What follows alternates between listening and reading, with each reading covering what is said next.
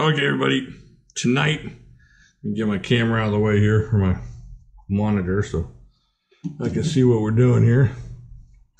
Tonight, I'm going to show you guys how I make jerky, and it gives me an opportunity to break into this bad monster, which I've been wanting to do for a while. All right, so what I do is I get basically the cheapest meat, that's the thinnest meat I can find. And a lot of time that is Milanese steak. And I grab as much as I can and freeze it sometimes. And then I just chop it into strips. Let's see what it does with the chop, just real quick. This is a beast. This knife is just a beast. And so I just get it stripped up a little bit. Now my wife takes this stuff to work with her, so she likes the longer strips. So I try to keep it a little bit long so she doesn't have to keep grabbing little piece after little piece. All right, so there's one bit of it. Chunk this in the, that's too wide. Chunk that in there. Get some more of this steak over here. Stack it up. It doesn't have to be super even. We're not selling this on the market. We're not making it pretty. This is just going to be, this thing, man, gosh. This Hoover's a monster. It is sharp and it is fun to use. Look at this. All right, so there we go. Oh, chop right through that. Man, there we go. Oh, the finger chopper. All right, so we got our meat. Got a couple more rounds to go. I'll speed this up. All I'm gonna be doing is chopping meat. One more look at the Hoover. The Hoover chopper. Get to the Hoover. All right, this is actually pretty close to where you want it. Yeah, maybe we could stack that up a little bit. Just chop it down the middle.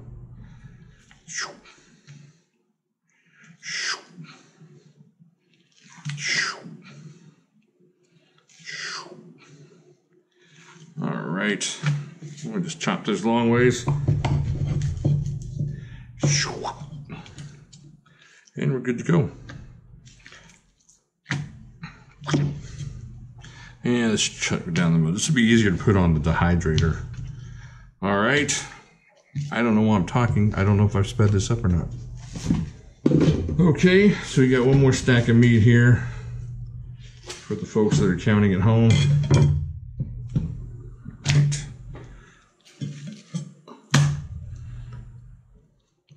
You know what, let's just do this a different way. I don't feel like separating it all. It doesn't matter. It all goes down the same hole. All right, so there we go. Get your bowl full here. This bowl might be a little bit too small. Let me grab a different bowl. I didn't realize how much meat we're gonna have.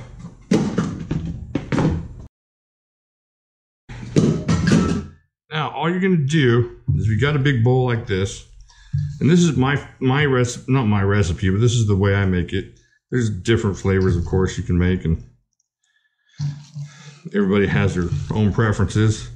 But over the years, I've discovered something that my wife kind of likes, and so we kind of stick to that recipe. And she doesn't like to get too exotic or crazy. So get in there and separate your meat a little bit, so everything kind of gets a little surface area for sure underneath the marinade. And you can always tell when your meat is under marinated. It's been stuck together like this. So just want to get in there and separate as much as possible.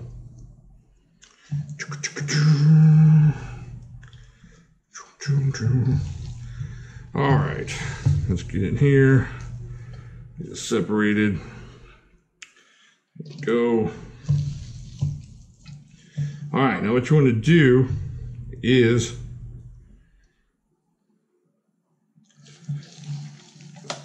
now this is just for my recipe, so you're gonna have to change it up for your whatever you like to do with your spices. All right, I get Frank's Original. Can you see that? Yeah, I put this on everything. And I just dump about, what you want is about 1/3 of Frank's, 1/3 of the bowl of your marinade bowl full of Frank's, and then you're gonna get Worcestershire sauce. Oh man, this Frank smells good. And you're gonna make it 1/3 of Worcestershire. You know, just all your open spaces there. There we go. Empty that bottle out. All right, and now you can find your own special favorite spices. I have this Adams Reserve Texas brisket rub that I like to use on it. Comes with a lot of paprika and a little bit of pepper and salt. And then just generously apply it to the marinade. And what you can do is get your hands grody in there and just make sure everything's getting touched with the marinade and touched with the seasoning. Just get in there, separate the meat a little bit. Let it all sponge up that goodness of Frank's and the Worcestershire and the rub. Just kind of spread it around. Make sure there's no dry pieces in here. No back-to-back dryness. All right, there we go. All nice and gooey. Got your nice pieces of gooiness. This one's a little bit dry. He won't be dry long. We're gonna take care of that. But there we go. All taken care of there. There's your meat marinade. Almost done with it. Now what you're gonna do is you want to fill the rest of the way up with water. So 1/3 Frank's, 1/3 marinade, or 1/3 Worcestershire, and then cover the meat the rest of the way with water. You can kind of knead it in there and make sure everything mixes up a little bit. Don't go crazy because you'll make a big splashy mess. All right. Then you're gonna want to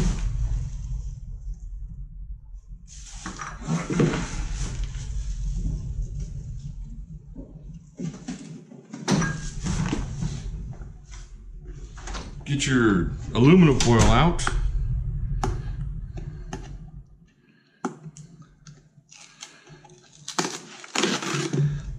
All right.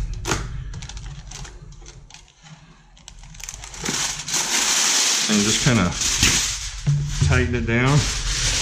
A lot of this is so you don't just, because you're going to have it in your fridge for a while and you don't want everything in your fridge smelling and tasting of jerky marinade. So there you go.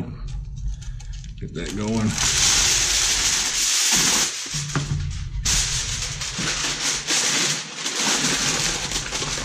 All right. So now you just mark the time that you finish this up, and I usually give this at least 12 hours of rest time in the refrigerator for all those spices and juices to get way up in there. Put this in the fridge. I'm making a huge mess. That's going to be impossible. Alrighty. So if you have the time, you know, it's almost like the longer you marinate it, the better. I marinate it sometimes for, 24 hours, and then you just get a delicious, really super saturated flavor in your jerky. But 12 hours isn't horrible. If you're in a rush, at least 8, especially if the meat is a little bit thinner, you can do 8, but I would try to give it at least 12. 24 would be just perfect, even a little bit more. But there you go, and I will show you where we load it onto as soon as it's done marinating. That'll be tomorrow. All right. Okay, everybody, this has been marinating for about 26 hours, and now for the worst part of this. This is my least favorite part, but it leads to the best part, which is eating the stuff. So what I'm gonna do is take this out of the marinade and put it over here on the tray. Alright, so I'm just going to do a couple trays and show you how I do this. Just lay it out, make sure they're not touching each other, because if you lay it over each other like that, you're going to get uncooked or unjerkied part of the jerky, and you don't want to do that. But you can tell that this meat has gotten darker, so it's soaked up the marinade really good. Alright, so here we go. Now what I like to do, after I get a tray down, let's finish this up. See what I'm talking about? When you stick it together like that, it doesn't always get all the marinade. So that one's going to be somebody, you know, maybe your mother-in-law gets that piece, and then she has to smile and pretend she likes it because you made it for her, but it's not going to be the best piece there. Alright, stay right there. I'm going to wash my hands off here because I like to crack some pepper over some of this. A little cracked pepper jerky. Check that out. Alright, let's grab another tray from my mountain of trays. And we'll just do the same thing over and over again. Just kind of lay it out. Now what you're going to find is you're going to have some fatty pieces or some tendony pieces. And I know this is kind of weird, but those are actually my favorite pieces because they soak up the flavor a lot. But you got to eat those quickly, and I'll show you that later, because they go bad faster than the normal jerky. So if you're going to keep those around, now I know a lot of people want to trim out the fat, and that's fine. But if you don't, you got to put those in a baggie, stick them in the fridge, and then you'll be good to go. All right, let's just. Ooh. Oh, there's somebody you like piece right there. Maybe you bag that up and send it to Seattle, Washington, something like that. All right, so then you can put that back, camera lady. I gotta crack the pepper.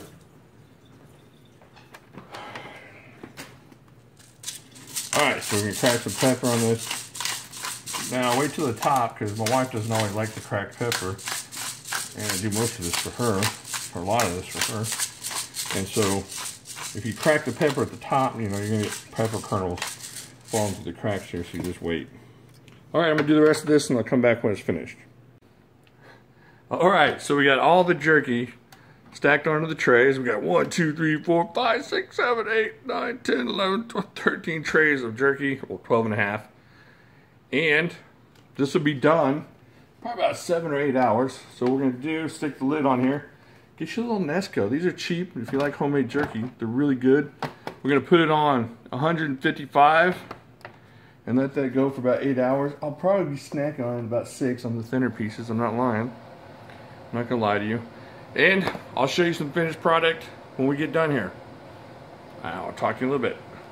Right, so here's what's left of the jerky. I've already packed up 9 trays of this stuff. My wife took some of it to work and it turned out wonderfully. Now, I will be honest, the top 8 trays or so they cooked faster than these, and I usually rotate them, and I forgot to do it.